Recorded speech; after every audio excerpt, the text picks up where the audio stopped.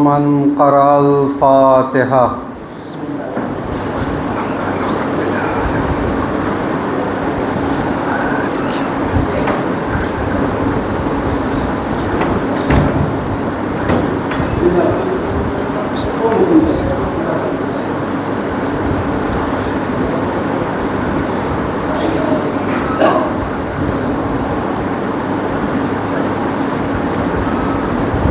لا حول ولا قوة إلا بالله العلي العظيم.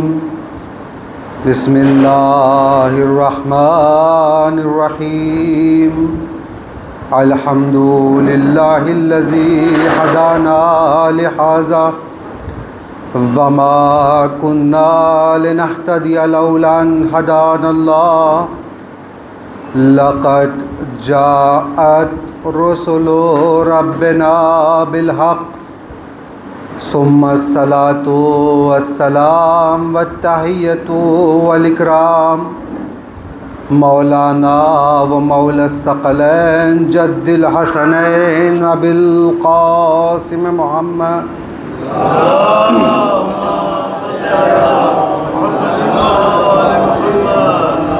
وعلى أهل بيت الطيبين الطاهرين المعصومين المظلومين ولعنة الله على أعدائهم أجمعين ومن الآن إلى قيام يوم الدين.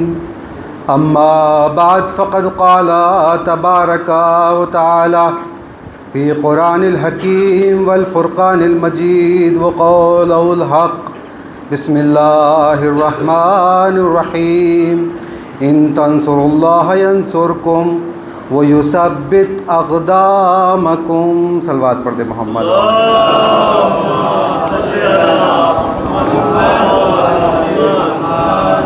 اس سے پہلے کہ کچھ معروضات آپ کی خدمت میں عرض کیے جائیں، آپ سے گزارش ہے کہ ایک مرتبہ سورہ الحمد اور 3 مرتبہ سورہ توحید کی تلاوت فرما کر مرحوم جمال الدین فدا حسین، مرحومہ مریم بانو بنت باقر علی، مرحوم یوسف علی عبد الحسین، مرحومہ سکینہ بانو بنت قاسم علی بہجانی، مرحومہ بطول بانو بنت یوسف علی، مرحوم حسین علی جیوراج بھائی، مرحومہ شیرین بانو بنت فدا حسین اور مرحوم حیدر علی ابن فدا حسین کی روح کو ایصال فرما دیں.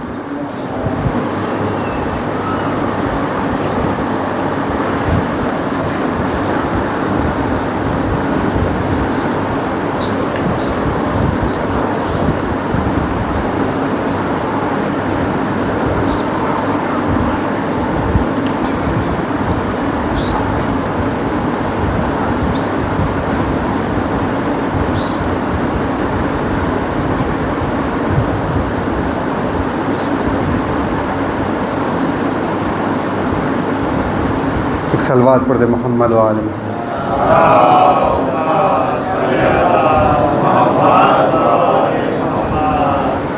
عزیزان گرامی، معزز سامعین کرام، امام حسین کی یہ عزاداری، یہ مجلسوں میں آنا، یہ ماتمداری کرنا، یہ سب محبت حسین کی نشانی ہے. اور اس محبت حسین کو پروردگار عالم نے مومنین کے دل میں ڈالا ہے. یا لفظوں کو بدل کے یہ کہوں کہ پروردگار عالم نے مومنین کے دلوں کو وہ مرکز بنایا کہ جس میں محبت حسین کو ڈالا جائے. 2 چیزیں ہوتی ہیں، ایک ہوتا ہے ظرف اور دوسرا ہوتا ہے مظروف. ظرف اسے کہتے ہیں جس میں کوئی چیز رکھی جاتی ہے، اور مظروف اسے کہتے ہیں جو چیز رکھی جاتی ہے. مثال کے طور پر اگر کھانے کی اشیاء ہے تو اسے آپ فریج میں رکھیں گے. یہاں فریج ہے ظرف، کھانے کی اشیاء ہے مظروف. اگر پہننے کا لباس ہے تو اسے آپ الماری میں رکھیں گے. الماری ہے ظرف اور پہننے کے لباس جو ہے یہ ہے مظروف. یعنی جیسا مظروف ہوتا ہے ویسا ظرف انتخاب کیا جاتا ہے. یعنی جیسا مظروف ہوگا مظروف کو دیکھا جائے گا. اگر کھانے کا ہے تو فریج میں، پہننے کا ہے تو الماری میں. یعنی گویا مظروف کو دیکھا جائے گا پھر ظرف کا انتخاب کیا جائے گا. پروردگار عالم نے محبت حسین جیسے مظروف کے لیے جس ظرف کا انتخاب کیا وہ ہے قلوب المؤمنین، وہ ہے مومنوں کے دل. یعنی پروردگار عالم نے دیکھا کہ جب مظروف اتنا معتبر ہے، مظروف اتنا باقدر ہے، تو اس کے لیے ظرف بھی اتنا عظیم ہونا چاہیے، لہذا اس ظرف کا انتخاب کیا گیا. آج جو باتیں مجھے آپ کی خدمت میں پیش کرنی ہے کہ مولا حسین کی عظمت اور منزلت پروردگار عالم نے اتنی کیوں رکھی، اتنا عظیم مرتبہ امام حسین کا کیوں ہے. پیغمبر گرامی کی ایک حدیث ہے جو آپ نے بارہا سنی ہے اور مسلسل آپ مجالس سنتے آئے ہیں علماء، خطباء، ذاکرین سے. پیغمبر گرامی کہتے ہیں ان الحسین مصباح الخدا و سفینۃ النجاہ. دیکھیں جب پیغمبر کوئی کلام عرض کرتے ہیں، کوئی بات فرماتے ہیں تو پیغمبر کی بات بھی نپی تلی ہوتی ہے. پیغمبر کی گفتگو کا ایک خاص سلیقہ ہوتا ہے، ایک خاص طریقہ ہوتا ہے. پیغمبر نے کہا ان الحسین مصباح الہدی. کیا کہا؟ مصباح ہے امام حسین. مصباح کسے کہتے ہیں؟ مصباح کہتے ہیں چراغ کو. پیغمبر نے ہی کہا ان الحسین شمس الہدی، ان الحسین قمر الہدی. شمس کہتے ہیں سورج کو، قمر کہتے ہیں چاند کو. چاند بھی بڑا ہے، سورج بھی بڑا ہے، لیکن پیغمبر نے مصباح کا لفظ استعمال کیا، چراغ کا. کیوں؟ اس لیے کہ دیکھیں جو معصوم کا کلام ہوتا ہے اس کے اندر اتنی ظرافتیں ہوتی ہیں کہ اس کے اوپر کتابیں لکھی جا سکتی ہیں. لہٰذا اسی لیے ہم کہتے ہیں کہ کلام الامام امام الکلام، یعنی امام کا کلام بھی امام ہوتا ہے. لہٰذا پیغمبر نے یہاں مصباح کی لفظ استعمال کی ہے. مصباح کیوں کہا؟ کیوں نہیں کہا سورج؟ کیوں نہیں کہا چاند؟ دیکھیں ہم اگر آپ غور کریں تو اگر ایک سورج ہے اس سے دوسرے سورج کو روشن نہیں کیا جا سکتا. ایک سورج سے ایک ہی سورج ہے. اگر ایک چاند نکلا ہو تو اس سے دوسرے چاند کو چمکایا نہیں جا سکتا. لیکن اگر ایک چراغ جل رہا ہو تو اس سے ہزارہا چراغ جلائے جا سکتے ہیں. پیغمبر کہنا یہ چاہتے ہیں حسین ہدایت کا چراغ ہے، اب اس سے جتنے چراغ جلاتے چلے جاؤ گے ہدایت پھیلتی چلی جائے گی.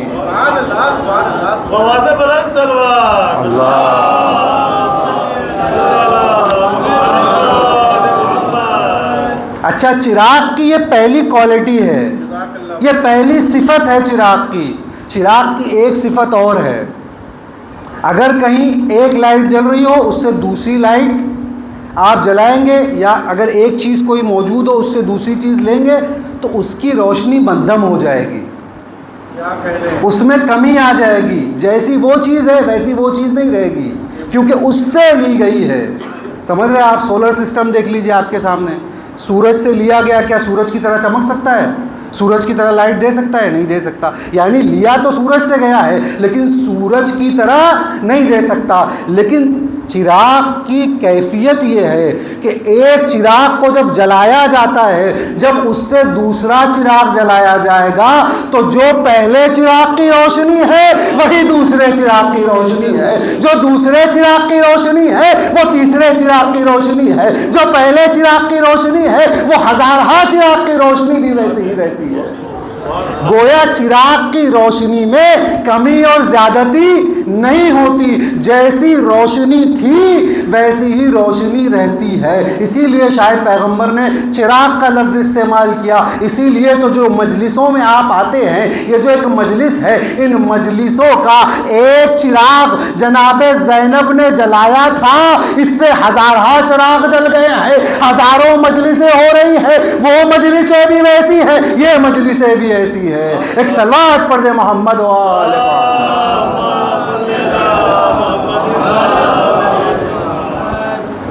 یہ چراغ کی دوسری کوالٹی ہے۔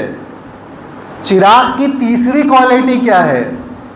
اگر ایک لائٹ جل رہی ہو، اگر آپ اسے بیچ سے توڑ دے ختم ہو جائے گی، آپ اسے کاٹ دے ختم ہو جائے گی، لیکن اگر چراغ کی لو کو خنجر سے کاٹا جائے تو چراغ کی لو خنجر سے کٹتی نہیں ہے۔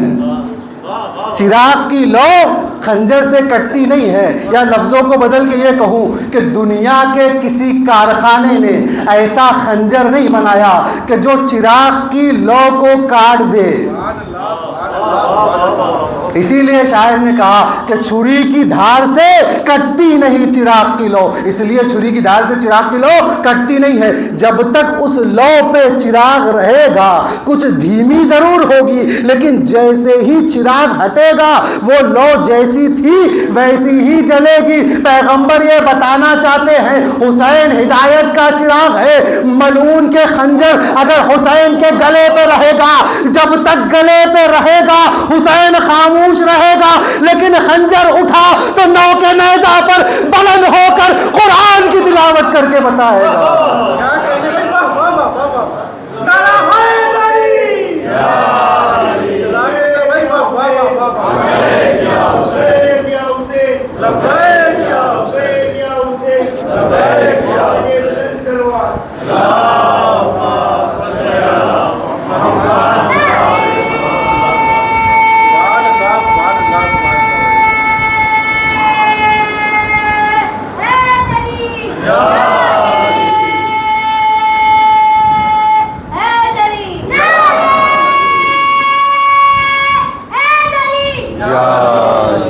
سلامت رہیے، جیتے رہیے۔ آپ آگے آ جائیے تاکہ بہتر طریقے سے آپ سے بات پہنچے۔ مل جل کے ایک اور صلوات پڑھے محمد و آل محمد۔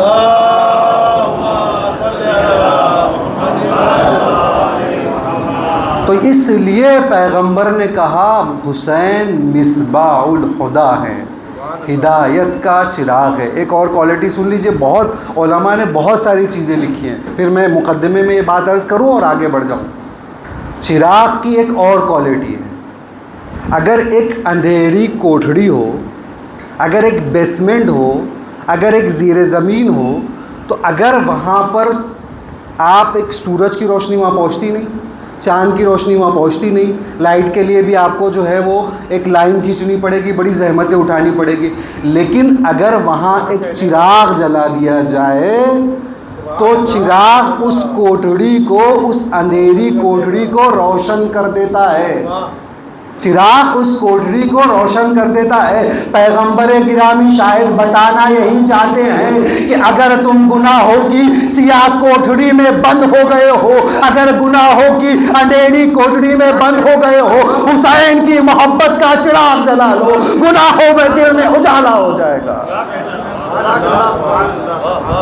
اگر گناہوں کی کوٹھڑی میں ہو تو حسین کی محبت کا چراغ جلا لو۔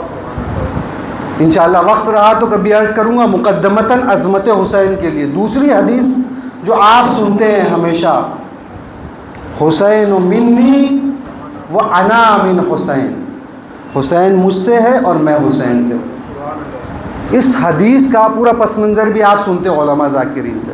اس حدیث کا ایک اور ٹکڑا بھی ہے، پیغمبر نے یہ ایسا نہیں ہے کہ پیغمبر نے ایک ہی بار کہا ہے، اور یہ پیغمبر نے بارہا کہا ہے۔ ایک واقعہ مثلا آپ کے سامنے ہے، لیکن پیغمبر نے بارہا ارشاد فرمایا حسین منی و انا من حسین، لیکن ایک جگہ پہ پیغمبر کہتے ہیں حسین منی و انا من حسین، احب اللہ من احب حسینہ، احب اللہ من احب حسینہ۔ حسین منی کا ترجمہ آپ کے سامنے واضح۔ احب اللہ من احب حسینہ کیا ہے؟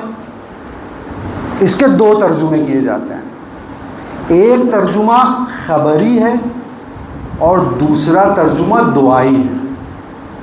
اہل علم کا مجمع ہے، فاضلین کا مجمع ہے، دو ترجمے ہوتے ہیں۔ پہلا کیا ترجمہ، اگر پیغمبر نے خبر دی ہے تو کہا کہ میں حسین سے ہوں، حسین مجھ سے ہے، اور اس کے بعد احب اللہ من احب حسینہ، اور جو حسین کو دوست رکھتا ہے، جو حسین سے محبت کرتا ہے، اس سے اللہ بھی محبت کرتا ہے۔ یہ ترجمہ خبری ترجمہ ہے، پیغمبر خبر دے رہے ہیں پیغمبر گرامی کہ جو حسین سے محبت کرتا ہے وہ اللہ سے محبت کرتا ہے۔ دوسرا ترجمہ دعائی ترجمہ ہے۔ دعائی ترجمہ کیا ہے؟ احب اللہ من احب حسینہ، گویا پیغمبر گرامی نے ہاتھوں کو اٹھایا، اے پروردگار تو اس سے محبت کر جو حسین سے محبت کرتا ہے، تو اسے دوست رکھ جو حسین کو دوست رکھتا ہے۔ یہ ہوا دعائی ترجمہ۔ ایک مرتبہ ہم دعا کرتے ہیں، ایک مرتبہ مستجاب الدعویٰ نبی دعا کرتا ہے کہ جس کی زبان سے نکلے ہوئے کلمات باب اجابت سے جا کے ٹکراتے ہیں۔ یہی تو وجہ ہے کہ آج وہی اللہ سے محبت رکھتا ہے جو حسین سے محبت رکھتا ہے۔ پیغمبر گرامی نے گویا نسخہ دے دیا، دو نسخے دیے پیغمبر گرامی نے۔ پہلا جب کہا کہ ان الحسین مصباح الہدی والسفینۃ النجاۃ، اگر ہدایت چاہتے ہو تو حسین کے دروازے پہ آؤ، اگر نجات چاہتے ہو تو حسین کے دروازے پہ آؤ، یہ پہلا نسخہ۔ دوسرا نسخہ کیا ہے؟ دوسرا نسخہ یہ ہے کہ اگر عاشق خدا بننا چاہتے ہو معشوق حسین بن جاؤ، محبوب خدا بننا چاہتے ہو محب حسین بن جاؤ۔ ایک صلوات پڑھ دے محمد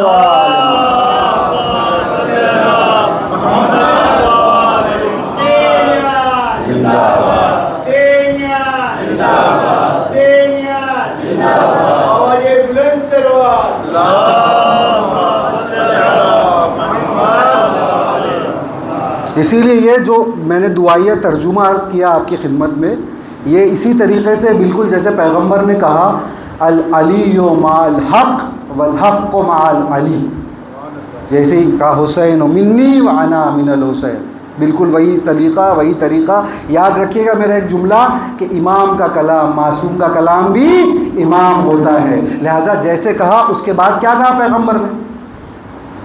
آپ سب سنتے ہو، علماء سے ہمیشہ سال بھر مجلسیں سنتے، اے پروردگار حق ہمیشہ علی کے ساتھ رہے اور علی حق کے ساتھ رہے۔ پھر کیا کہا کہ حق کو وہاں موڑ دینا جہاں جہاں علی جائے، یعنی جیسے وہاں پہ دو ترجمے ہیں ویسے یہاں پہ بھی دو ترجمے، دونوں جگہ خبری ترجمہ بھی ہے، انشائیہ ترجمہ بھی، دونوں جگہ دونوں ترجمے موجود ہیں۔ تو امام حسین کی عظمت کے لیے پیغمبر گرامی نے یہ دو حدیثیں ارشاد فرمائی، معمولی نہیں ہے۔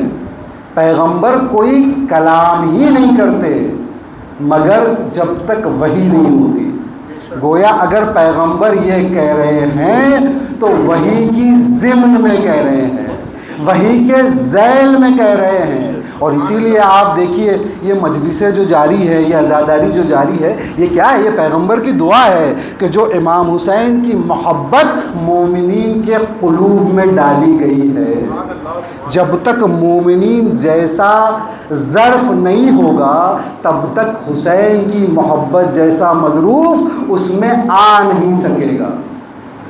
توجہ فرما رہے ہیں آپ؟ یہ مظروف کے لیے ضروری ہے کہ جیسا ظرف ہے ویسے مظروف میں رکھا جائے، اور اسی لیے یہ عزاداری چل رہی ہے۔ ایک جملہ ہے جو مجھے آج آپ کی خدمت میں پیش کرنا ہے۔ میں نے آپ کی سماعتوں کی تعریف سنی ہے اور آپ واقعاً بہت اچھا سنتے ہیں۔ یہ جملہ میں آپ کی خدمت میں پیش کرنا چاہتا ہوں۔ اس جملے کو تاریخ میں 5 مرتبہ 5 الگ الگ ہستیوں نے بیان کیا، 5 الگ الگ موقع پر بیان کیا۔ جملہ کیا ہے؟ جملہ یہ ہے لا تسألنی عن حسین، لا تسألنی عن حسین، یعنی یہ کہ نہ پوچھو حسین کیا ہے۔ اسی لیے کسی شاعر نے کیا کہا تھا کہ نہ پوچھئے کہ کیا حسین ہے، یا پھر اور ایک مصرع ہے جو مشہور آپ سنتے ہیں، نہ پوچھ میرا حسین کیا ہے۔ یہ دو سنتے ہیں نا آپ محفلوں میں، یہ دونوں اسی جملے کا ترجمہ ہے عربی، لا تسألنی عن حسین۔ میں جو یہ آپ کو 5 ہستیوں کی بات سنا رہا ہوں، ہستیاں کہہ رہا ہوں، بات بندوں سے اور شخصیتوں سے اوپر بھی جا سکتی ہے۔ دیکھیے شخص اور شخصیت میں کیا فرق ہے، شخص جب تک زندہ رہتا ہے زندہ ہے، لیکن جب وہ شخصیت بن جاتی ہے، جیسے یزید ایک شخص ہے، لیکن اب جو بھی برائی ہوگی کہا جاتا ہے یہ یزیدیت اس میں پائی جاتی ہے، یعنی یہ یزید جو ہے شخصیت بن گیا۔ ایک ہے شخص، ایک ہے شخصیت، لیکن ہستی اس سے اوپر ہوتی ہے، جس کے فضائل اتنے زیادہ ہوتے ہیں کہ اگر کسی کو کوئی تلوار دی جاتی ہے تو وہ شخص ہوتا ہے، اس کی شخصیت بن جاتی ہے، لیکن تلوار جس کے ہاتھ میں آنے کی خواہش کرے اسے ہستی کہتے ہیں۔ توجہ فرما رہے۔ اور اگر جو پہاڑ ہوتا ہے، لوگ پہاڑ کی طرف چل کے جاتے ہیں، لیکن جو پہاڑ کو اشارہ کرے پہاڑ چلتا نظر آئے اسے ہستی کہتے ہیں۔ سنگریزے بولتے نہیں ہیں، لیکن جو سنگریزوں کو اٹھا لے اور سنگریزے کلام کرنے لگے تو اسے ہستی کہا جاتا ہے۔ 5 ہستیوں نے اس ایک فقرے کو 5 الگ الگ مقامات پہ بیان کیا۔ میں تاریخ کے حساب سے آپ کو نیچے سے سنا رہا ہوں۔ سب سے پہلی منزل، سب سے پہلا مقام جناب مسلم علیہ السلام۔ پورا واقعہ آپ کے سامنے دربار ابن زیاد میں لے جایا گیا، بدن سے خون رس رہا ہے، بدن میں کوئی ایسی جگہ نہیں ہے جہاں زخم نہیں ہے۔ کہا کہ تم نے امیر کو سلام نہیں کیا؟ کہا ما للامیر سوى الحسین، میرا کوئی امیر نہیں ہے سوائے حسین۔ ابن زیاد نے پوچھا تمہارے بدن سے خون رس رہا ہے، زخموں سے چور ہو، لیکن اس کے باوجود تمہارا غرور کتنا ہے کہ حسین کے علاوہ کسی اور کو امیر نہیں مانتے۔ جناب مسلم نے ابن زیاد کی آنکھوں میں آنکھیں ڈالی اور ڈالنے کے بعد کہا لا تسألنی عن حسین، نہ پوچھ میرا حسین کیا ہے، نہ پوچھ میرا حسین کیا ہے۔ اور پھر جناب مسلم خاموش نہیں رہے، یہاں پہ جناب مسلم نے جو دلیل دی، اس کی جو دعویٰ کیا اس کی دلیل بھی پیش کی۔ دعویٰ نہ پوچھ میرا حسین کیا ہے، دلیل کیا دے رہے ہیں جناب مسلم؟ جناب مسلم کہتے ہیں کہ جو میرا امام ہے وہ امام الدارین ہے، جس کی امامت چاند پر بھی ہے، سورج پر بھی ہے، سنگریزوں پر بھی ہے، پہاڑوں پر بھی ہے، دریاؤں میں بھی ہے، ہواؤں پر بھی ہے، اس کی امامت ہر جگہ ہے، لیکن جو تیرا امام ہے وہ صرف شام سے مخصوص ہے۔ پھر اس کے بعد آگے بڑھ کے کہتے ہیں کہ امامی من طہرین، میرا امام طاہر بھی ہے اور 2 طہارتوں سے مل کے بنا ہے۔ قرآن نے کہا کہ یلتقیان 2 موجیں ملتی، علی اور فاطمہ سے مل کے حسین بنا ہے۔ یہی بات جناب مسلم کہہ رہے ہیں، میرا جو امام ہے وہ خود بھی طاہر ہے اور 2 طہارتوں سے مل کے بنا ہے، لیکن جو تیرا امام ہے من رجسو من الرجسین، خود بھی نجس ہے، نجاستوں سے مل کے بنا ہے۔ دعویٰ بھی کیا، دلیل بھی دی، خاموش کر دیا۔ یہ پہلی منزل ہے جب کہا لا تسألنی عن حسین۔ دوسری منزل کہاں ہے؟ امیر کائنات ہے، مسجد نبوی میں بیٹھے ہوئے ہیں، مجمع لگا ہوا ہے، کوئی نماز پڑھ رہا ہے، کوئی تسبیح کر رہا ہے، کوئی رکوع میں ہے، امام حسین ایک گوشے میں کھیل رہے ہیں، مولائے کائنات کی نگاہیں امام حسین کی طرف، یا گویا لفظوں کو بدل کے یہ کہوں کہ وجہ اللہ کی نگاہیں کعبہ رخسار حسین پر ہیں۔ اس منظر کو سلمان فارسی دیکھ رہے ہیں۔ سلمان منا اہل البیت، جب اہل بیت میں کسی کو بنایا جاتا ہے تو اس کا مطلب یہ ہوتا ہے کہ اس کا فہم، اس کا درک، اس کی سمجھ دوسروں سے زیادہ ہے۔ اس لیے کہ مسلمان یہ کہتے ہیں جس نے ایک بار پیغمبر کو دیکھا وہ بھی صحابی، اور جس نے بار بار دیکھا وہ بھی صحابی۔ مسلمانوں کے یہاں تو کوئی معیار ہی نہیں ہے، سب کو صحابی قرار دیتے ہیں، لیکن ہم اسے صحابی مانتے ہیں جس نے پیغمبر کو درک کیا اور جس نے پیغمبر کو سمجھا، تب اسے کہا جاتا ہے سلمان منا اہل البیت، کہ سلمان اہل بیت میں سے ہیں۔ جناب سلمان دیکھ رہے ہیں اس منظر کو، آنے کے بعد سوال کرتے ہیں امیر کائنات آپ حسین کو اتنی محبت سے دیکھ رہے ہیں، گویا یوں محسوس ہوتا ہے کہ آپ حسین کو سب سے زیادہ چاہتے ہیں، حسین کو سب سے زیادہ چاہتے ہیں۔ ایک مرتبہ مولا نے سر کو اٹھایا، سر اٹھا کے کہا سلمان لا تسألنی عن حسین، نہ پوچھ میرا حسین کیا ہے۔ مولا نے بھی جو دعویٰ کیا پھر دلیل دی۔ مولا نے کیا دلیل دی؟ مولا نے کہا کہ حسین جو ہے وہ اہل بیت کی کشتی کا ملاح ہے۔ ملا اسے کہتے ہیں جو کشتی کو چلاتا ہے، اہل بیت سب کو نجات دیتے ہیں، جو اہل بیت کی کشتی کو چلائے اسے حسین کہتے ہیں۔ حسین جو ہے ہمارے اسی لیے امام کے پاس کوئی آیا کیا سب کے سب آپ سفینۃ النجات نہیں ہیں؟ امام نے کیا کہا کہ ہم سب سفینۃ النجات ہے، لیکن سفینۃ الحسین اوسع و اسرع، حسین کا سفینہ وسیع بھی ہے اور اس کے اندر سرعت اور اسپیڈ بھی پائی جاتی ہے۔ اتنا وسیع ہے کہ جب سے عاشور ہوئی ہے تب سے چاہنے والے اس سفینے میں آتے جاتے ہیں، سفینہ وسیع ہوتا جاتا ہے، اس میں کوئی کمی محسوس نہیں ہوتی۔ جتنی بڑی مجلس کا فرش اعظم بچھایا، جتنے لوگ آ گئے سفینہ حسین میں سب سوار ہو جاتے ہیں۔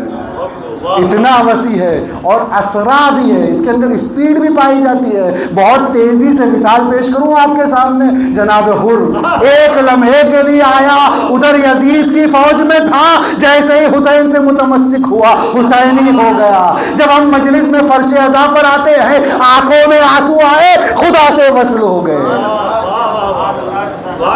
لہذا اسی لیے کہا کہ حسین کا جو سفینہ اوسع بھی ہے اسرع بھی ہے۔ اور مولا نے کیا کہا؟ مولا نے کہا حسین اس سفینے کا ملا ہے جو اہل بیت کی کشتی کو آگے بڑھائے گا۔ یہ دوسری منزل ہے، توجہ رکھیے گا، آپ ہیں میرے ساتھ؟ یہ دوسری منزل ہے۔ یہ دیکھیں ٹرین آ رہی ہے، جو فاسٹ ٹرین بمبئی جاتی ہے اسی میں بیٹھتے ہیں، ایک لوکل آتی ہے ایک فاسٹ آتی ہے۔ کیوں؟ کیونکہ وہ سب سے جلدی پہنچاتی ہے۔ اسی لیے تو ہم حسین کے ساتھ چلتے ہیں کہ جو سب سے جلدی اللہ تک پہنچاتا ہے۔ ایک صلوات پڑھ دے محمد۔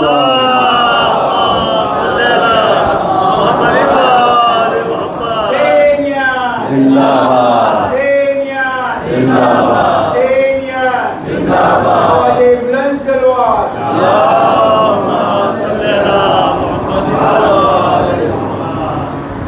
دو منزلیں پیش کی آپ کے سامنے، تیسری منزل اور اوپر جائیے، رسول اللہ۔ ایک صحابی ہیں رسول اللہ کے، یہ واقعی صحابی، ابو دردہ۔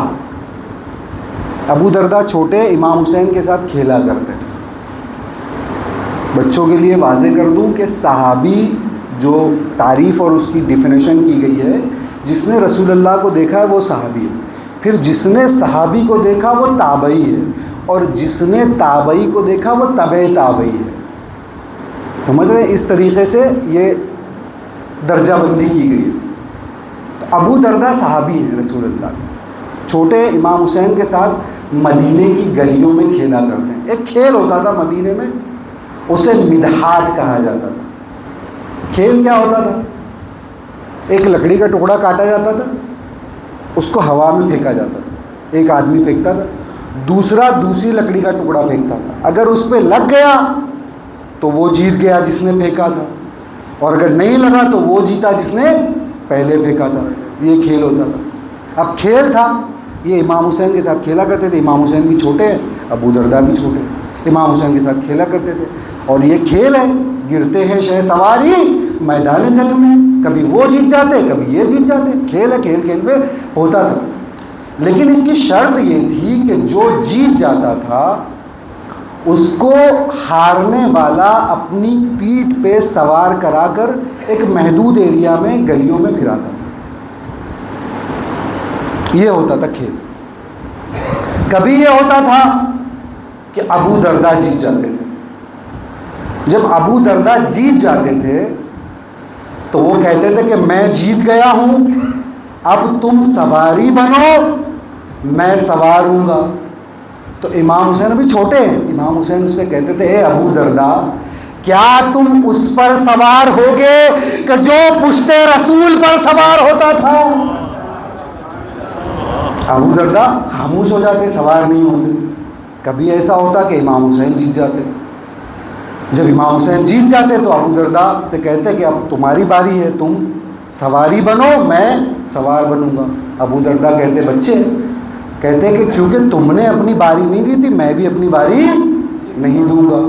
تب امام حسین کہتے تھے، اے ابو درداء، کیا تم اس کو سوار نہیں کراؤ گے کہ جو پشت نبی کا سوار ہے، کہ جس نے پشت نبی پر سواری کی ہے؟ یہ واقعہ لے کر ابو درداء آئے ہیں رسول اللہ کے پاس اور کہتے ہیں، یا رسول اللہ، میں جیتوں یا حسین جیتے، میں ہاروں یا حسین ہارے، سوار حسین ہوتا ہے، سواری میں ہوتا ہوں، لیکن قسم خدا کی، حسین کو اپنی پشت پر سوار کرا کر مدینے کی گلیوں میں جتنا جتنا گھومتا جاتا ہوں، اپنی پشت پر حسین کو سوار کرا کر مدینے کی گلیوں میں جتنا جتنا گھومتا جاتا ہوں، حسین کی محبت اتنی اتنی میرے دل میں بڑھتی چلی جاتی ہے۔ کبھی اس گلی میں جاتا ہوں، کبھی اس گلی میں جاتا ہوں، لیکن جتنا سوار کرا کر حسین کو گھومتا ہوں، حسین کی محبت میں اضافہ ہوتا رہتا ہے۔ آپ نے غور نہیں کیا، آپ بھی تو یہی کرتے ہیں، اس مجلس سے نکلتے ہیں، اس مجلس میں جاتے ہیں، اس مجلس سے نکلتے ہیں، اس مجلس میں جاتے ہیں، جتنی مجلسوں میں شرکت کرتے جاتے ہیں، حسین کی محبت بڑھتی جاتی ہے۔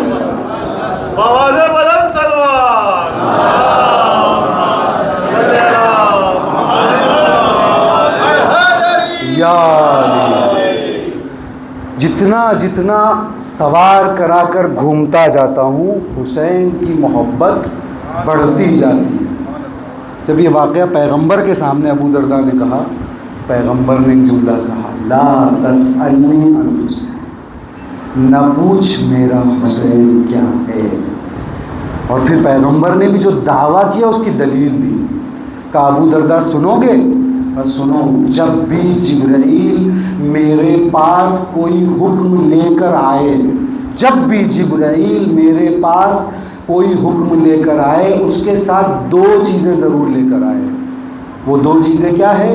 کہا پہلی چیز ہے ولایت علی، دوسری چیز ہے محبت حسین۔ یہ دو چیزیں یعنی کیا؟ یعنی یہ کہ اگر نماز کا حکم آیا، اگر روزے کا حکم آیا، اگر حج کا حکم آیا تو اس کے ساتھ دو چیزیں آئیں۔ جب نماز آئی تو اس کے ساتھ کہا گیا کہ ولایت علی بھی ہے، محبت حسین بھی ہے۔ اب اگر نماز پڑھی جا رہی ہے، ولایت علی نہیں، محبت حسین نہیں، تو پھر وہ ورزش ہے، نماز نہیں۔ اگر طواف کیا جا رہا ہے، ولایت علی نہیں ہے، محبت حسین نہیں ہے، تو وہ قسمت کا چکر ہے، طواف نہیں ہے۔ جب بھی جبرائیل آئے، جو حکم بھی آیا، چاہے چھوٹا حکم ہو چاہے بڑا حکم ہو، عزیزو ناز کرنا چاہیے قسمت پہ کہ اللہ نے اس محبت کو ہمارے دل میں ڈالا ہے۔ آپ سوچیں، جب بھی کوئی اسلام کا کوئی بھی حکم آئے، یہ 2 چیزیں ضرور آئی. یہ تیسری منزل تھی. رسول اللہ نے دعویٰ دلیل دونوں پیش کیا. چوتھی منزل کہاں ہے؟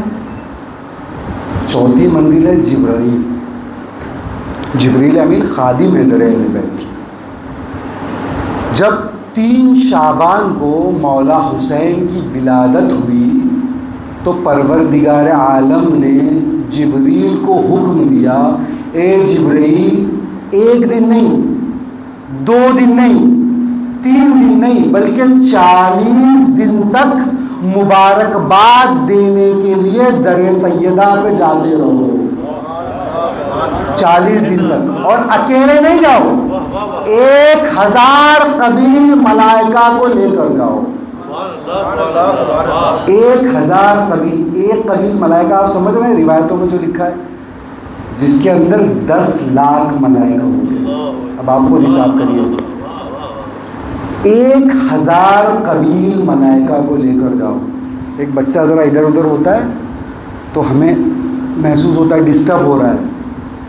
جب امام حسین کی ولادت ہوئی ہے، جبرائیل آسمان سے زمین کی طرف جا رہے ہیں 1000 قبیل ملائکہ کو لے کر. شہپر ملکوت ہل رہی ہے، آسمان ہل رہا ہے. 1000 قبیل ملائکہ، پنکھا بھی چل رہا ہے، اس کی بھی آواز آتی ہے. جب 1000 قبیل ملائکہ آ رہے ہو کیا منظر ہوگا. جب یہ ملائکہ گزر رہے ہیں تو ایک فرشتہ ہے جسے آپ سب جانتے ہیں، فطرس، ایک وادی میں ایک جزیرے میں پڑا ہوا تھا. جب اس نے دیکھا تو آگے بڑھ کے سوال کر لیا، اے جبرائیل کیا بات ہے کہ تم اتنا بڑا لشکر زمین پر لے کر جا رہے ہو؟ کیا کہیں ایسا تو نہیں کہ قیامت آ گئی ہو؟ جبرائیل نے عجب نہیں، جبرائیل نے کہا ہو کہ قیامت تو نہیں آئی، قیامت کا وارث آ گیا ہے، قیامت کا شافع آ گیا ہے. کہا نہیں، سیدہ کے گھر ایک بیٹا پیدا ہوا ہے جس کی مبارکباد کے لیے ہم جا رہے ہیں. کہ جبریل اتنی بڑی بڑی ہستیاں آئی، کبھی تم اتنا بڑا لشکر لے کر نہیں گئے، اب اتنا بڑا لشکر لے کر کیا جا رہے ہو؟ جبریل نے ایک جملہ کہا، لا تسألنی عن حسین، نہ پوچھ میرا حسین کیا ہے. جب جبریل نے یہ کہا کہ نہ پوچھ میرا حسین کیا ہے، تبھی فطرس چلا تھا. کیوں؟ پھر دعویٰ جو کیا جبریل نے اس کی دلیل تھی. کیا دلیل تھی؟ کہا حسین تو آیا ہی ہے لوگوں کو آتش سے نجات دینے کے لیے، حسین تو آیا ہے لوگوں کو ہدایت کرنے کے لیے. جیسے یہ جملہ کہا، لہٰذا فطرس نے کہا کہ مجھے بھی لے کے چلو. پورا واقعہ آپ کے سامنے، مجھے نہیں پڑھنا، آپ سنتے رہتے ہیں. لہٰذا وہ جب چلا پیغمبر کے پاس آئے، کیا کہا؟ پیغمبر، یہ ایک فرشتہ تھا عذاب کا، عذاب الہی کا شکار ہو گیا. پیغمبر نے دیکھا، کہا حسین کے جھولے سے مس کر دو. کیا کہا؟ حسین کے جھولے سے مس کر دو. آپ نے غور نہیں کیا، میں نے بہت آسانی سے کہہ دیا، آپ نے بھی بہت آسانی سے سن لیا. کہا حسین سے مس کرو نہیں کہا حسین کے جھولے سے مس کرو. پتا چلا کہ جو چیز حسین سے منسوب ہو جائے اس کے اندر اتنی صلاحیت پیدا ہو جاتی ہے کہ وہ فطرس جیسے فرشتے کو نجات عطا کرتا ہے. جو چیز حسین سے منسوب ہو جائے وہ نجات عطا کرتی ہے. اب تعجب نہ کیجیے گا اگر کوئی فرش عزا پہ آئے اور اسے شفا مل جائے، اگر کوئی کربلا آ جائے اور اسے شفا مل جائے. ایک صلوات پڑھ دے محمد و آل محمد.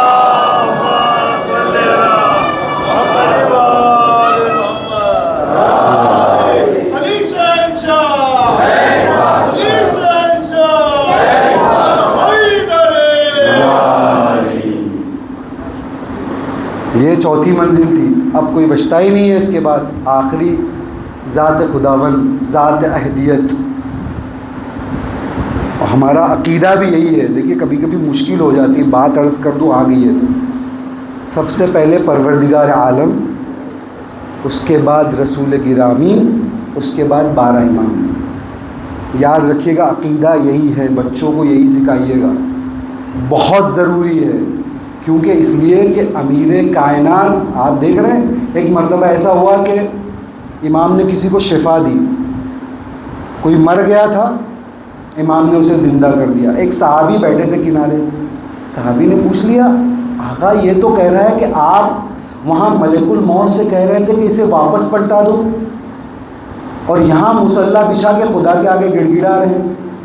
تو امام نے جملہ کہا، امام نے کہا کہ وہاں جا کے فرشتوں کو حکم دیتا ہوں تاکہ بتا سکوں کہ ہم خدا کے بعد سب سے افضل ہے، اور یہاں مصلی بچھا کر خدا کی عبادت اس لیے کرتا ہوں کہ جب اتنی طاقت ہے اس کے بعد بھی سجدہ کر رہا ہوں۔ سمجھ رہے ہیں آپ؟ اسی لیے مولا کائنات نے کہا جو مولا اتنا عظیم ہے اس کے بعد بھی خدا کی بارگاہ میں سجدہ کرتا ہے، جو پروردگار اتنا عظیم ہے اس کے سامنے امام حسین سجدے میں سر رکھتے ہیں۔ لہٰذا اس بات کو ذہن میں رکھیے گا، آخری منزل پروردگار عالم کی۔ کب کہا؟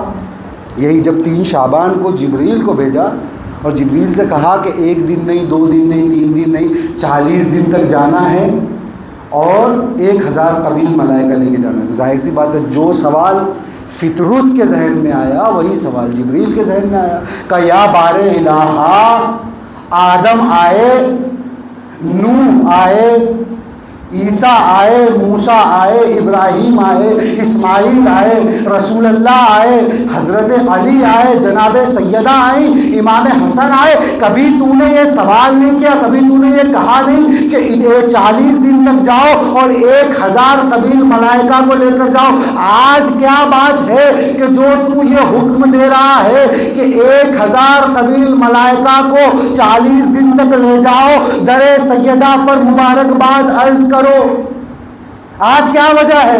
تب پروردگار عالم نے کہا لا تسألنی عن حسین، نہ پوچھ میرا حسین کیا ہے۔ اب اس سے اوپر کوئی ذات رہتی ہی نہیں ہے۔ پروردگار عالم نے کہا نہ پوچھ میرا حسین کیا ہے، نہیں پوچھو میرا حسین کیا ہے۔ پھر پروردگار عالم نے دلیل دی، اور یہ جو نہ پوچھ میرا حسین کیا ہے، بچوں کے لیے عرض کر دوں، جو جبریل نے سوال کیا پروردگار نے جواب دیا، یہی سوال فطرس نے کیا، وہی اللہ کا جواب جبریل نے فطرس کو دیا۔ اب پروردگار عالم نے کہا کہ لا تسألنی عن حسین، نہ پوچھ میرا حسین کیا ہے۔ اس کے بعد پروردگار دلیل دیتا ہے، دلیل دے کے کہتا ہے کہ خلقت الحسین بقدرتہ، میں نے حسین کو اپنی قدرت سے بنایا ہے۔ قرآن کہہ رہا ہے پروردگار عالم نے آدم کو تین سے بنایا، آدم کو مٹی سے بنایا، حسین کو اپنی قدرت سے بنایا۔ بڑے اسرار ہیں اس میں، انشاءاللہ کبھی وقت رہا تو آپ کی خدمت میں عرض کروں گا کہ قدرت سے خلق کرنا اور مٹی سے خلق کرنے میں کیا فرق ہے۔ پروردگار نے کہا میں نے حسین کو اپنی قدرت سے بنایا، اور پھر اس کے آگے پروردگار رکتا نہیں ہے، پھر ایک جملہ پروردگار کا جو بہت مشہور ہے، کیا کہا کہ جب میں نے اپنے حبیب پر رحمت کو تمام کرنا چاہا تو اسے حسین عطا کیا۔ جب میں نے اپنے حبیب پر رحمت کو تمام کرنا چاہا تو اسے حسین عطا کیا، جو رحمت للعالمین ہے، کائنات کی رحمتیں جس پہ تمام ہوتی ہے اسے رسول اللہ کہتے ہیں، اور جسے رسول اللہ پر جس کی رحمتوں کو تمام کیا جاتا ہے اسے حسین کہتے ہیں۔ ایک صلوات پڑھ دے محمد وآل محمد۔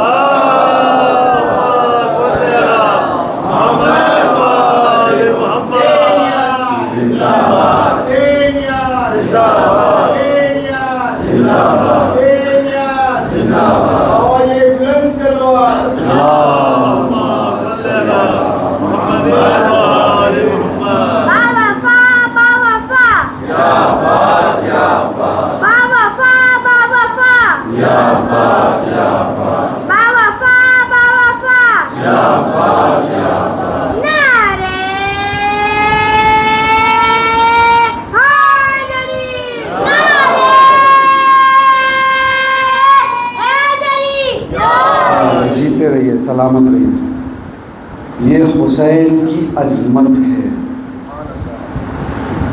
جو آیت آپ کے سامنے پیش کی، ان تنصروا اللہ ینصرکم، اللہ کی اگر مدد کرو گے تو اللہ تمہاری مدد کرے گا. حسین نے اللہ کی مدد کی، اب یہ پروردگار عالم حسین کی مدد کر رہا ہے. مومنین کے دلوں میں حسین کی محبت کو ڈال کر یہ پروردگار عالم امام حسین کی مدد کر رہا ہے. اسی لیے کیوں جب کوئی قربانی دی جاتی ہے، جب پروردگار کی راہ میں کوئی قربانی دیتا ہے تو وہ رائے گاہ نہیں جاتی، چاہے وہ سناٹے میں دے، چاہے وہ صحرا میں دے، چاہے وہ اکیلے میں دے، لیکن چونکہ خلوص پایا جاتا ہے اس میں، لہٰذا وہ رائے گاہ نہیں جاتی. اسی لیے کہتے ہیں کہ عزاداری میں، ماتمداری میں خلوص رکھیے تاکہ آپ کو اس کا اجر صحیح سے ملے. لہٰذا جب بھی خدا کی راہ میں کوئی قربانی دی جاتی ہے تو پروردگار اسے رائے گاہ نہیں کرتا، بلکہ اسے اعمال بنا دیتا ہے، اسے یادگار بنا دیتا ہے.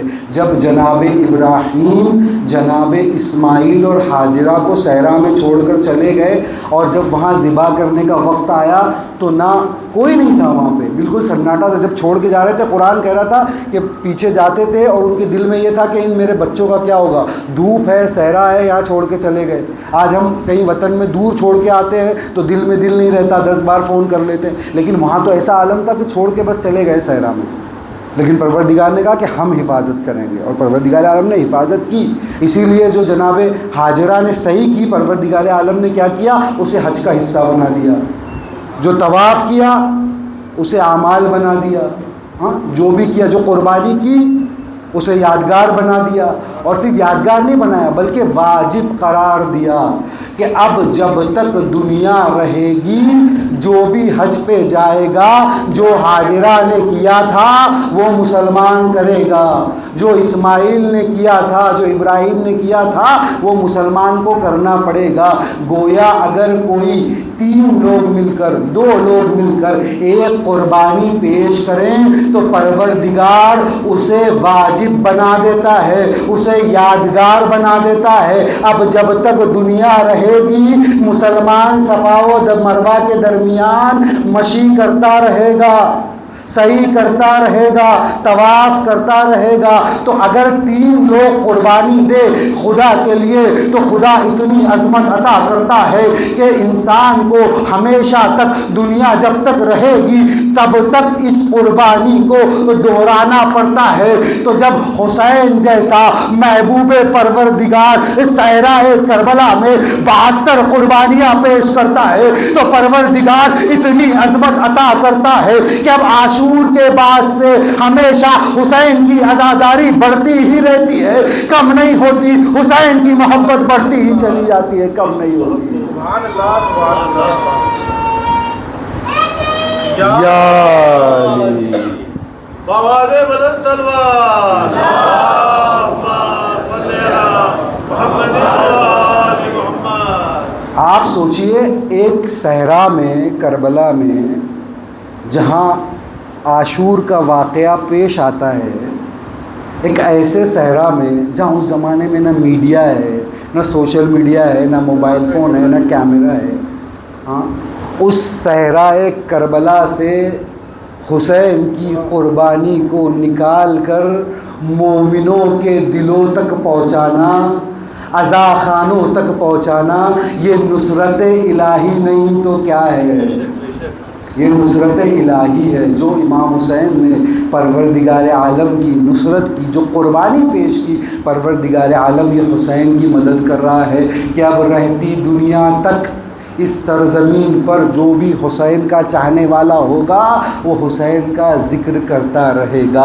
یہ مدد پروردگار ہے، اور یہی وجہ ہے کہ دنیا اسے جتنا دبانا چاہتی ہے، جتنا چھپانا چاہتی ہے، پروردگار اسے اتنا بلند کرتا جاتا ہے، اسے اتنی عظمت دیتا جاتا ہے. یحییٰ ابن زکریا جو ہیں ان کو مظلومیت سے شہید کر دیا گیا. یحییٰ ابن زکریا ان کو جب شہید کیا گیا تو جہاں ان کو شہید کیا گیا تھا وہ جگہ نشیب میں تھی، اترائی میں تھی، لیکن جب قتل کیا گیا، کیونکہ وہ اللہ کے خاص بندے تھے، لہٰذا جس جگہ قتل کیا گیا تھا وہاں سے خون ابلنے لگا۔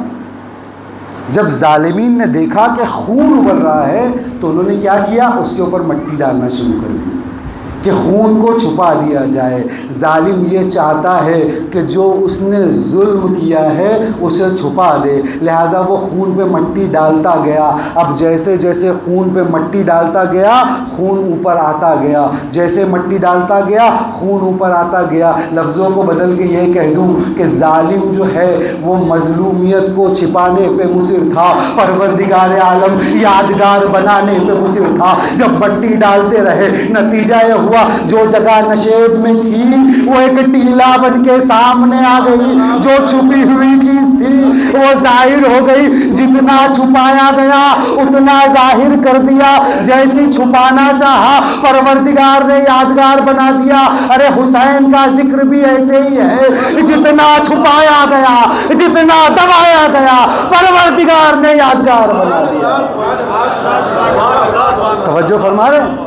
اور اگر اس کو آپ کو دیکھنا ہے کہ پروردگار نے یادگار کیسی بنائی ہے تو ذرا جا کے 40 کے دن کربلا میں دیکھیے، کیا میرے کم پڑ جاتے ہیں، اعداد و شمارے حساب کرنے والے تھک جاتے ہیں لیکن شمار نہیں کر پاتے حسین کے ظاہر کتنے آئے ہیں، حسین کی محبت کرنے والے کتنے آئے ہیں۔ کوئی ایسا میڈیا نہیں ہے، کوئی ایسا کیمرہ نہیں ہے جو محبت حسین کا پیمانہ بتا سکے کہ ظاہرین کتنے آئے ہیں۔ نجف سے چلتے ہیں کربلا تک پہنچتے ہیں لیکن کوئی اعداد و شمارے صحیح سے نہیں دیتا۔ یہ جتنے بھی اعداد و شمارے آتے ہیں یہ سب اندازے ہیں، کوئی یقین نہیں ہے، یہ سب تخمینے ہیں۔ تو پتہ یہ چلا کہ جب پروردگار کسی کو یادگار بناتا ہے تو اتنا مشہور کرتا ہے کہ ساری دنیا بھی آ جائے تو کربلا کی وسعت میں اتنا اضافہ ہوتا ہے کہ کوئی کمی نہیں رہتی۔ کیا کہنا؟ توجہ فرما رہے، پروردگار نے یادگار بنائی ہے، یہ نصرت خداوندی ہے، یہ پروردگار کی نصرت ہے جو پروردگار امام حسین کے ساتھ کر رہا ہے۔ ورنہ اگر آپ سوچیں تو ایک صحرا میں ایک واقعہ ہونے کے بعد 1400 سال تک یہ بات کیسے آ گئی اگر خدا نہیں چاہے، اگر پروردگار عالم نصرت نہیں کرے؟ سوال جو ہم نے کیا تھا کیوں پروردگار عالم نے عظمت عطا کی ہے، اس کا جواب یہ پروردگار نصرت کر رہا ہے، پروردگار مدد کر رہا ہے۔ اور جو پروردگار جب مدد کرتا ہے، دیکھیے جب ہم کسی کی مدد کرتے ہیں تو اپنی حیثیت کے مطابق مدد کرتے ہیں۔ اگر مجھے کسی کی مدد کرنا ہے، میرے پاس 100 ہے تو میں 10 ہی دوں گا، 90 اپنے پاس رکھ لوں گا کیونکہ میری حیثیت ہی اتنی ہے۔ لیکن جس کی قدرت میں پوری کائنات ہے، جب وہ مدد کرے گا تو اپنی پوری قدرت سے مدد کرے گا۔ اب زمین کا کوئی گوشہ ایسا نہیں جہاں حسین کی عزاداری نہیں ہوتی، جہاں حسین کی ماتمداری نہیں ہوتی۔ یہ پروردگار عالم کی مدد ہے، اور یہی مدد اگر ہم دیکھتے ہیں تو سید سجاد کے ساتھ بھی نظر آتی، سید سجاد کے ساتھ بھی نظر آتی یہی مدد، سیم مدد۔ کیوں؟ آپ دیکھیں جب سید سجاد کو دربار میں لایا جاتا ہے تو یزید کی آنکھوں میں آنکھیں ڈال کے بات کرتے ہیں، اور اسی لیے کسی نے پوچھا کہ آپ کے اوپر اتنے مظالم ہوئے، آپ نے فرار نہیں کی، آپ بھاگے نہیں، آپ ڈرے نہیں؟ تو شاید سید سجاد نے جواب دیا ہو کہ اگر کسی ایسے ویسے کا بیٹا ہوتا تو ڈر جاتا، حیدر کرار کا بیٹا ہوں، گھبراؤں گا کیسے، ڈروں گا کیسے؟ لہذا وہاں پہ آنکھوں میں آ کے ڈال کے بات کر رہے ہیں۔ اور آپ سوچیں کہ یہ مدد ہے کہ جہاں ماحول امام حسین کے خلاف بنایا گیا، سید سجاد کے خلاف بنایا گیا، اسی ماحول میں سارا ماحول سید سجاد نے بدل دیا۔ یہ نصرت الہی ہے اور کوئی معمولی بات نہیں ہے۔ یہ جتنے بھی لقب جناب زین العابدین، سید الساجدین، یہ عابد تو ہم نے عابد اور عابد بیمار کیا کیا جائے کہ جیسے پیغمبر نے کہا کہ علی کے فضائل سب نے چھپائے، حتیٰ پیغمبر کہتے ہیں دشمنوں نے بھی علی کے فضائل چھپائے، دوستوں نے بھی علی کے فضائل چھپائے، اور میں نے بھی۔ پیغمبر نے کیوں چھپائے؟ تاکہ لوگ گمراہ نہ ہو جائے۔ علی کی فضیلتیں اتنی ہیں۔ یہاں بھی یہی ظلم ہوتا ہے کہ ہم نے سید سجاد کو ایک بیمار بنا کے پیش کر دیا کہ بیمار امام ہے، بیمار امام ہے۔ نہیں، جہاں اتنے آپ سوچیں سید الساجدین، اگر کسی ایسے گھر میں کوئی ڈاکٹر بن جائے جہاں پر سب جاہل ہو تو کیا ہوگا؟ جہاں پر سب جاہل ہو وہاں کوئی انجینئر بن جائے کیا ہوگا؟ فقر سے سینہ چوڑا کریں گے۔ لیکن اگر گھر میں ڈاکٹر ہو جائے تو کوئی اہمیت اس کی نہیں ہوگی۔ آپ دیکھیں سید الساجدین ایسے گھر میں ہے جہاں علی جیسا سجدہ کرنے والا موجود ہے، زینب جیسی نماز شب پڑھنے والی موجود ہے، حسین جیسا سجدے میں سر کٹانے والا موجود ہے۔ ایسی جگہ سید الساجدین کہلا رہے ہیں،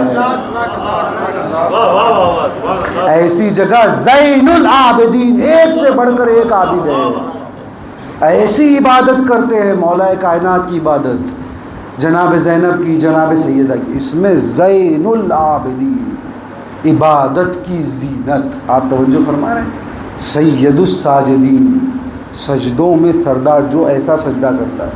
تو یہ سید سجاد کی منزل ہے، اور کچھ شباہتیں ہیں امیر کائنات سے۔ ہمارے 12 اماموں میں 4 علی ہیں، 4 علی ہیں، اس میں 2 پہلے علی اور چوتھے علی میں شباہتیں پائی جاتی ہیں۔ پہلے علی بھی 25 سال خاموش رہے، چوتھا علی بھی 35 سال اپنے بابا پر گریا کرتا رہا۔ یہ بہت ساری شباہتیں ہیں، وقت نہیں رہ گیا میرے پاس، بہت ساری شباہتیں جو مولا سے ملتی ہیں، وہیں پہ عبادت بھی ہے۔ اسی لیے جب چوتھے امام سے پوچھا گیا تو آپ نے کہا کہ علی کی عبادت کی تو کوئی مثال ہی نہیں پیش کی جا سکتی۔ خود چوتھے امام کہہ رہے ہیں علی کی عبادت کی تعریف کون کر رہا ہے؟ جو خود سید الساجدین ہے، خود زین العابدین ہے، وہ علی کی تعریف کر رہا ہے عبادت کی۔ اگر ایک ڈاکٹر ایک دوسرے ڈاکٹر کی تعریف کرے تو آپ سمجھیے گا کہ صحیح ہے، ایک مولانا کسی دوسرے مولانا کی تعریف کرے تو آپ سمجھیے کہ یہ صحیح ہے، کیوں؟ کیونکہ وہ اس کو جانتا ہے، اس کا تخصص، اس کا اسپیشلائزیشن وہی ہے۔ لہٰذا یہاں پہ سید سجاد تعریف کر رہے ہیں مولا کی، اور ان ایام میں مولا سجاد نے کچھ کام کیے ہیں۔ بہت گھٹن کا ماحول ہے، انتہائی گھٹن کا دور ہے سید سجاد کے دور میں، لیکن یہ نصرت الہی۔ سب سے پہلا کام جو ہے وہ کیا کیا انہوں نے؟ نہ تقریر کر سکتے ہیں، نہ تبلیغ کر سکتے ہیں، نہ کچھ کر سکتے۔ سید سجاد نے کیا کیا؟ دعاؤں کے ذریعے پیغام کو پہنچانا شروع کر دیا۔ دعاؤں کے ذریعے جو بھی دعا لیتا ہے دیکھتا ہے یہ دعا ہی تو ہے، اس میں کیا کوئی گرفت ہی نہیں، کوئی پکڑ ہی نہیں، کوئی سند نہیں، کوئی فیکٹ نہیں، دعا ہے، لہذا چھوڑ دیتا ہے۔ دعاؤں کے ذریعے پیغام پہنچایا، جس کا نتیجہ صحیفہ سجادیہ بنی، جسے زبور آل محمد کہا جاتا ہے۔ صحیفہ سجادیہ دیکھیے گا، کبھی وقت ملے تو اٹھا کے کھولیے گا، سید سجاد سے محبت کی علامت ہے، کھولیے گا، پڑھیے گا کیسے جو ہے معارف عرض کیے ہیں۔ تو میں کہہ رہا تھا کہ دونوں میں شباہتیں پائی جاتی ہے، جہاں امیر کائنات کی نہج بلاغہ ہے، چوتھے علی کی صحیفہ سجادیہ ہے۔ دیکھ رہے ہیں آپ؟ سب سے پہلا کام کیا؟ دعاؤں کے ذریعے معارف کو پہنچایا۔ دوسرا کام کیا کیا؟ مولا کیا کرتے؟ غلام خریدتے، کنیزیں خریدتے، تربیت کرتے، آزاد کر دیتے، تربیت کرتے، آزاد کر دیتے۔ یہ مولا کا کام ہے۔ دیکھیے تعلیم اور تربیت دونوں ضروری ہے۔ قرآن نے جہاں بھی تعلیم کا ذکر کیا ہے اس سے پہلے تربیت کا ذکر کیا ہے۔ آپ سورہ جمعہ پڑھتے ہیں یزکیہم ویعلمہم الحکمہ، ہے نا؟ پہلے کیا ہے؟ تزکیہ ہے، پھر تعلیم ہے۔ ہم نے کیا کیا؟ آج جو ہے وہ تعلیم پہ بہت زیادہ الحمدللہ اب ہم دھیان دے رہے ہیں، ہماری قوم اس کی طرف متوجہ ہو رہی ہے، لیکن ہمیں تربیت پہ بھی توجہ دینے کی ضرورت ہے۔ ہم جو ہے تعلیم پہ دھیان دے رہے ہیں لیکن تربیت پہ دھیان نہیں دے رہے۔ نتیجہ کیا ہوتا ہے؟ جب تعلیم پا جاتا ہے، جو دنیا میں جتنے بڑے بڑے کرپشن ہوتے ہیں، جتنے بڑے بڑے گھوٹالے ہوتے ہیں، یہ سب تعلیم یافتہ لوگ کرتے ہیں۔ جاہل چور تو 2-5 روپے 10 روپے کی چوری کرتے ہیں، لیکن یہ جو بڑی بڑی جتنی چوریاں ہو رہی ہوتی ہیں، یہ سب پڑھے لکھے لوگ کرتے ہیں۔ کیوں کرتے ہیں یہ چوریاں؟ کیونکہ ان کے اندر تزکیہ نہیں پایا جاتا، ان کے اندر تربیت نہیں پائی جاتی۔ تو ہمارے پاس، ہم اہل بیت کے چاہنے والے ہیں، قرآن نے ہم سے کہا تعلیم بھی دلائیے، تربیت بھی دلائیے۔ لہذا تعلیم اور تربیت دونوں ہونا چاہیے۔ اور اگر آپ تعلیم پہ خرچ کر رہے ہیں، ایک بچہ فزکس کا ٹیوشن لینے کے لیے 10 کلومیٹر تک جاتا ہے، مہینے میں 15,000 روپے فیس دیتے ہیں، سالانہ جو ہے 1 لاکھ روپے خرچ کرتے ہیں۔ کیوں؟ تعلیم یافتہ کرنا ہے۔ لیکن تزکیے کے لیے کیا کرتے ہیں؟ تربیت کے لیے کیا کرتے ہیں؟ تربیت کے لیے ضروری ہے مسجد کو مضبوط کریے، مولانا کو مضبوط کریے، تاکہ سال بھر، دیکھیں یہ جو 2 مہینہ 8 دن ہے، جب ہم یہاں آتے ہیں تو ہماری تربیت ہوتی ہے، ان مجلسوں میں تزکیہ ہوتا ہے، ان میں تربیت کی جاتی ہے۔ لیکن سال بھر ہمارے پاس کوئی ایسا سسٹم اور نظام ہونا چاہیے جہاں ہم اپنے بچوں کی تعلیم کے ساتھ ساتھ تربیت بھی کر سکیں۔ ڈاکٹر اور انجینئر تو بن رہے ہیں، لیکن حافظ قرآن نہیں بنتا۔ پھر آپ پوچھتے مولانا ہمارے یہاں حافظ قرآن نہیں ہوتے۔ ارے آپ وہاں 15,000 دیتے ہیں، یہاں 100 روپے دینے کے لیے جو ہے وہ جان پہ آ جاتی ہے، اور پھر کہتے ہیں کہ ہفتہ بھر تو بہت ہے، اگر ایک ہی دن پڑھا لے تو کافی ہے قرآن۔ کیوں؟ آپ تربیت پہ توجہ ہی نہیں دیتے، صرف تعلیم پہ توجہ ہے، تربیت پہ کوئی توجہ نہیں ہے۔ لہذا ضروری ہے کہ تربیت پہ توجہ دیں۔ دیکھیں تعلیم اور تربیت کا آپ کو فرق بتا دوں۔ تعلیم اور تربیت کیا ہے؟ جب تعلیم ہوتی ہے تو تعلیم چاند پہ پہنچ جاتی ہے، تربیت چاند کے 2 ٹکڑے کر دیتی ہے۔ تعلیم سورج سے روشنی لے کر سولر پینل بناتی ہے، تربیت جو ہے وہ ڈوبے ہوئے سورج کو پلٹا دیتی ہے۔ تعلیم ایک ایسی جگہ درخت لگا دیتی ہے جہاں پر خشک ہو، بنجر زمین ہو، وہاں پر تعلیم یافتہ آ کر ایک درخت لگا دیتا ہے، لیکن تربیت درخت کو اشارہ کرتی ہے تو درخت چلتا ہوا نظر آتا ہے۔ تعلیم ایک ایسا بم بناتی ہے کہ جو اگر پہاڑ پہ گرایا جائے بنگر بسٹر تو پورا پہاڑ ریزہ ریزہ ہو جاتا ہے۔ ایک ایسا بم بناتی ہے جب پہاڑ پہ گرتا ہے تو پہاڑ ریزہ ریزہ ہو جاتا ہے۔ ایک تربیت جب پہاڑ کو اشارہ کرتی ہے تو پہاڑ چلتا ہوا نظر آتا ہے۔ ایک صلوات پڑھ دے محمد والے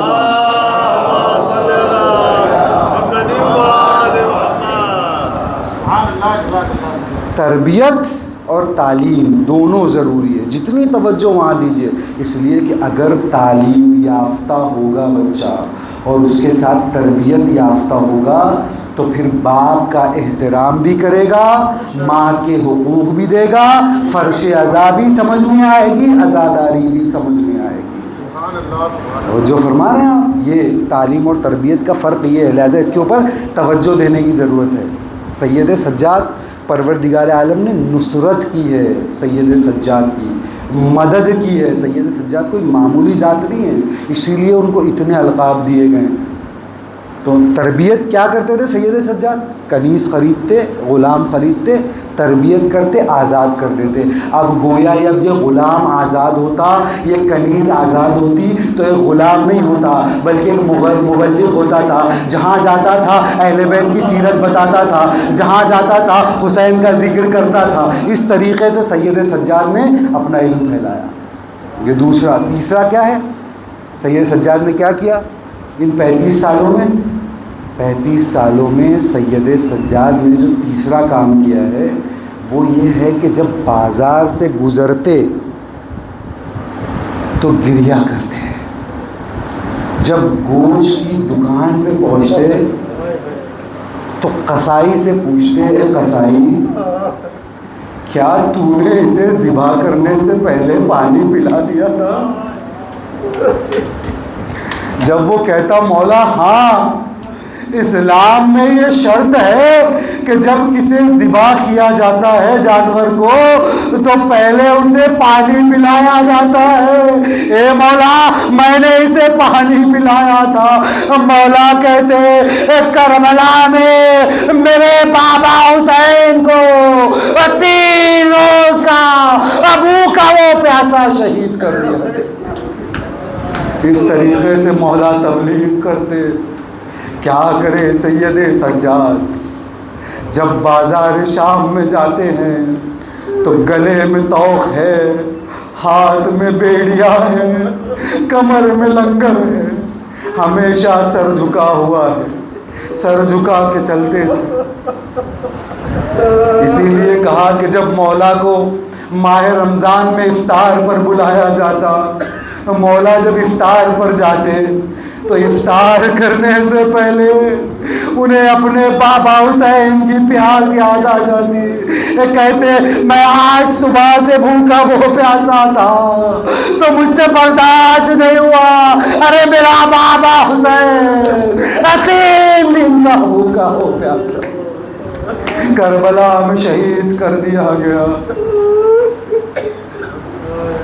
اجرکم اللہ، خدا کوئی غم نہ دے سوائے غم حسین کے، خدا ان آوازوں پہ رحمت نازل کرے۔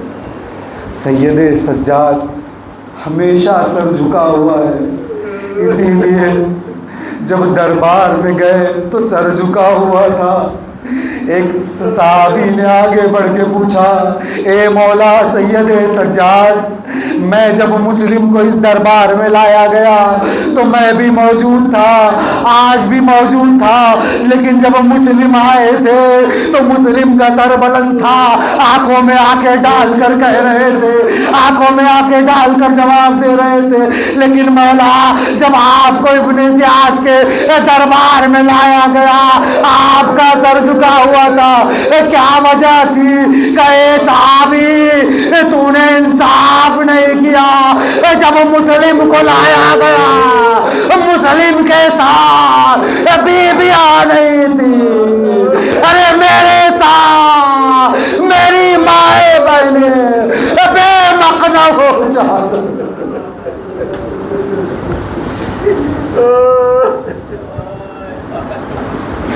اسی لیے جب مولا سے پوچھا گیا، اے مولا آپ پر سب سے زیادہ ظلم کہاں ہوا، تو مولا نے 3 مرتبہ کہا الشام الشام۔ بڑا مظلوم مولا ہے جس کی امامت کی پہلی شب ہی شام غریبہ ہے، جس کے امامت کا پہلا حکم یہ ہے کہ جان بچانا واجب ہے، جلتے خیموں سے نکل جاؤ، جلتے خیموں سے نکل جاؤ، جانوں کا بچانا واجب ہے۔ جانتے ہیں مولا نے 3 مرتبہ الشام الشام کیوں کہا ہے؟ مصائب بہت ہے، نہ آپ سن پائیں گے نہ میں پڑھ پاؤں گا۔ ایک راوی لکھتا ہے جب مولا کو شام کے بازار سے گزارا جا رہا تھا، شامیوں سے بتایا گیا کہ یہ خارجی ہے، انہوں نے خروج کیا ہے، خلیفہ کی بیعت نہیں کی گئی ہے انہوں نے، تو جب ان کو پتا چلا تو ایک شامی شخص نے اپنے چھت سے انگارے پھینکے۔ وہ راوی کہتا ہے میں نے دیکھا ایک انگارہ سید سجاد کے امامے پہ جا کے گرا، لیکن مجھے بہت تعجب ہوا، یہ شخص اس انگارے کو اپنے سر سے نہیں ہٹاتا۔ میں بھاگتا ہوا نیچے آیا، ارے نیچے آ کے کیا دیکھا، ہاتھوں میں بیڑیا، کمر میں لنگر، گلے میں خاردار کو، ارے سید سجاد کیسے انگارے کو ہٹائے، امامہ بھی جلا، سر بھی جل گیا۔ اجرکم اللہ اجرکم اللہ۔ آج سید سجاد کا ماتم کرنا ہے، آج سید سجاد کا پرسہ دینا ہے۔ یہ شام ہے جو سید سجاد نے جس کا تذکرہ بار بار کیا ہے، ایک پیغمبر کے صحابی سے ملاقات ہوئی، آ کے پوچھتا ہے اے شخص تم کون ہو؟ کہا سید سجاد نے کہا کہ ہم مدینے کے رہنے والے ہیں۔ کہا مدینے میں کیا تم نبی کو جانتے تھے؟ کہا ہاں ابو سہل، ارے ہم نبی کی اولادیں ہیں۔ جب ابو سہل نے دیکھا، ابو سہل کہتا ہے وہی جمال تھا جو نبی کا جمال تھا، وہی کمال تھا جو نبی کا کمال تھا۔ گویا میں سید سجاد کو نہیں دیکھ رہا تھا، میں پیغمبر کی زیارت کر رہا تھا۔ ابو سہل کہتا ہے اے آقا معاف کر دیجئے، میں نے پہچانا نہیں، کیا میں آپ کی اس موقع پر کوئی مدد کر سکتا ہوں؟ کہ ابو سہل کیا تم مدد کرنا چاہتے ہو؟ کیا تمہارے پاس کچھ درہم موجود ہے؟ اللہ اللہ، سید سجاد پہ کیسا وقت آ گیا۔ اے ابو سہل کچھ درہم موجود؟ اے مولا میرے پاس درہم موجود ہے۔ اے ابو سہل دو کام کر دو، اے پہلا کام تو یہ ہے کہ کچھ چادریں خرید کر بیویوں کو دے دو، میری مائیں بہنیں بے چادر ہے۔ کہ مولا دوسرا کام کیا ہے؟ اے ابو سہل دوسرا کام یہ ہے کہ کچھ پیسے ان نیزہ بردار جن پر سر ہے ان کو کچھ پیسے دے کر کہو کہ یہ آگے چلے جائے تاکہ شامی جب دیکھنا چاہے تو ان سروں کو دیکھے، بیویوں کو نہ دیکھے۔ اجرکم اللہ، اجرکم اللہ۔ اسی لیے جب سید سجاد سے ملحان نے پوچھا اے آقا آپ اتنا گریہ کرتے ہیں، ارے آپ اتنا گریہ کیوں کرتے ہیں؟ ایک مرتبہ سید سجاد نے کہا اے منہال تم نے انصاف نہیں کیا، یعقوب کا ایک یوسف بچڑا تھا، اتنا روئے کہ آنکھیں سفید ہو گئی، ارے میرے تو 18 یوسف مجھ سے جدا ہو گئے۔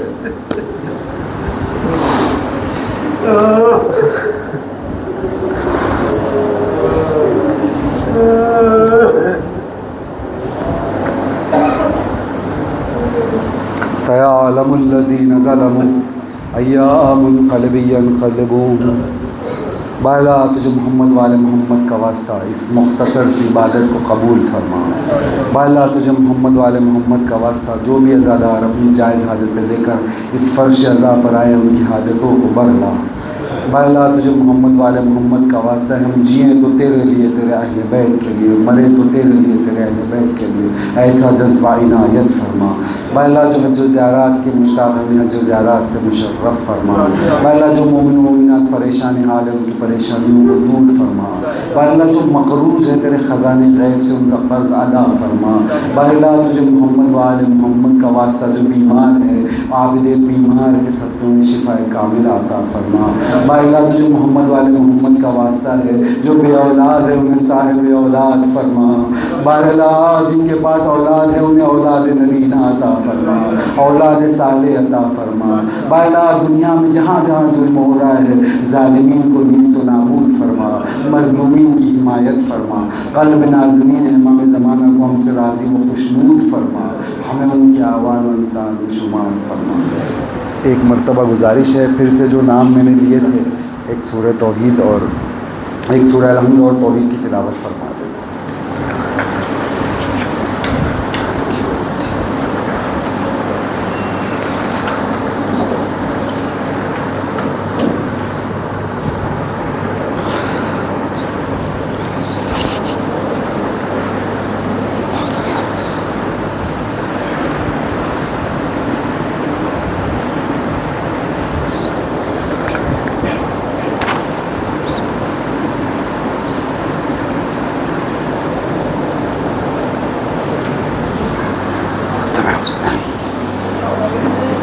حسین